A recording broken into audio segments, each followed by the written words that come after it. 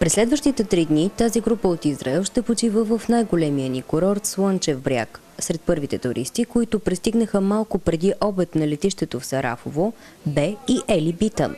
Той е за 25-ти път в страната ни, защото харесва.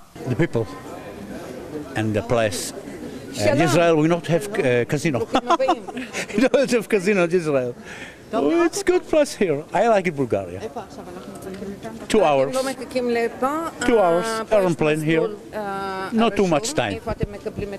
През изминалата година страната ни е посетена от над 99 000 израелски туристи.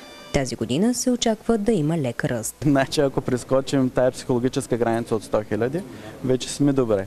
По 2 пъти в седмицата ще има полети, а след още 1 месец 3 пъти започват. Да направим малко вакансия, малко море, малко шопинг.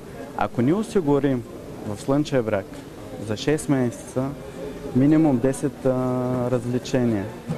Като казвам развлечения атракциони, това са атракциони, на които ние им казваме атракциони от типа вау. Влиза туриста, вижда какво и казва вау. Това е. Ние искаме за 6 месеца да имаме 10 такива атракциона. Да може туриста, идвайки, дори да не успее да ги види всичките. Да има повод да се върне още веднъж.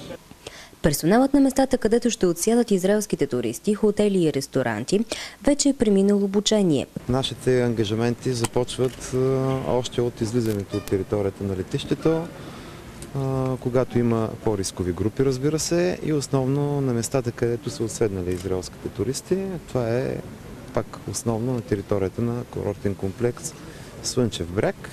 Имаме разработени планове, които вече се изпълняват. Някои от точките са приключени от тези планове, като например проведени срещи с охраната на местата, където са настанени израелски туристи, осъществяване на един инструктаж от наша страна за това как да се действа при една нормална обстановка, как да се действа при чрезвичайни ситуации. Туристите са инструктирани къде да се разхождат, за да бъде ваканцията им без инциденти.